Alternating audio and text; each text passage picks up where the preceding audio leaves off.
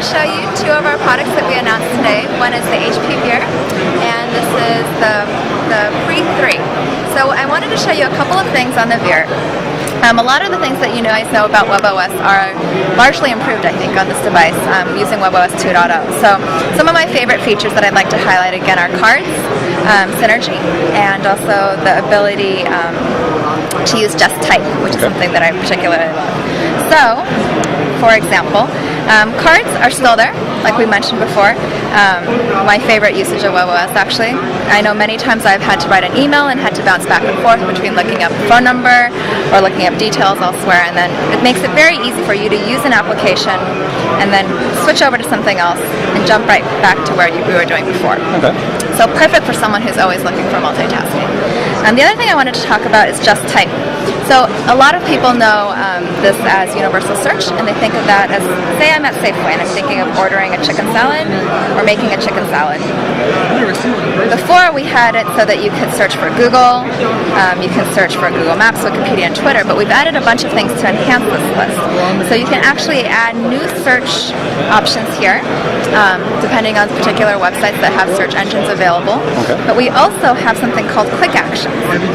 So from here I can actually now trigger a new memo, a new task, a new email to myself. I can even update my Facebook status. So what this means is all developers can get access to quick actions as well, and use that string of text in any way they'd like in their application without even opening their application. So we found that pretty exciting. Synergy, of course, is still here. So for example, if I pull up one of my contacts with my good friend Leia, you'll see I'm pulling data from Facebook, from Outlook, and from Google as well. That same concept is also there in Calendar. Right. Here I have my Google Calendar in yellow, and I have my Outlook Calendar in green. I'm pulling all of my online data into one place, so it's easy for me to use. One other example I'd like to show you is just the usage of an application. Here's card stacking in action. What I did was I just pulled up the Yelp application. Say I wanted to look at the map, I pulled up a Google Maps. If I want to share this with someone, I can easily trigger an email and email the data to a friend of mine. Okay.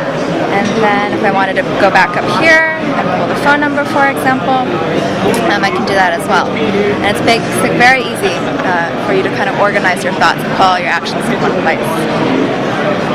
So those are cards. All right. This particular device is a 2.6-inch glass screen. Okay. It's really gorgeously designed. Is that a Gorilla Glass screen? I believe that's the case. Okay. And you'll see metal accents everywhere.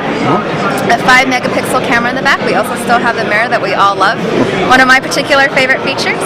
The keyboard's very easy to use. Okay. And even though it looks small, if you try typing on it yourself, you'll see it's actually extremely well responsive. All right. One of the best keyboards, I think, in my personal opinion. And I actually love this device. So the other device that we offered today, that we announced today, is the Pre 3. And that's this device right here. It's a 3.6-inch screen versus the 2.6 that we saw over here. And then you'll see a couple of things. We also have the slide-out keyboard. And we have a front-facing camera that's triggered upon video calling. Okay. And you also have two speakers. So you have one in the bottom. Those microphones? These are used for noise cancellation. Okay, so that is a mic, not a, you said speaker. Sorry, that's a microphone. Gotcha. Okay. And then this in the back is used to help with noise cancellation. Okay, excellent. Yeah. This is a 1.4 gigahertz processor. Okay. And this one is 800. All right. So these are our two devices. Okay. Now I saw you had the connector on the. Why am I blanking on it? The small phone. The small phone. Yeah.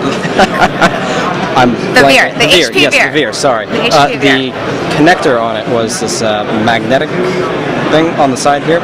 Now is that big to? Why is it that connector instead of say like a micro USB 3.5mm head jack? Right. Well, we designed that connector actually to be very easy to put on and off. So there's no more need to fumble. For example, if you're trying to plug it in, it snaps perfectly on the side. Gotcha. This is the magnetic connector for how you power it. But of course, both of these devices are touchstone enabled, so you can also just set it right on your touchstone and it'll start charging.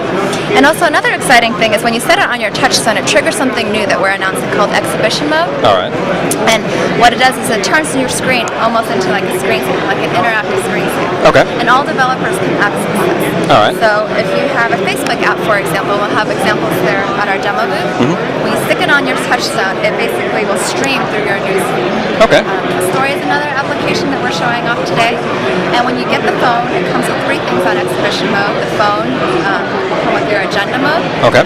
So that means when you set it down on your touch zone, it will basically show your events for the day. It has your normal clock, and it also has a photo slideshow viewer. So it almost turns your phone basically into a digital photo frame where it's cycling through all your photos. Nice. All right. Well, thank you very much. Sure. You're welcome.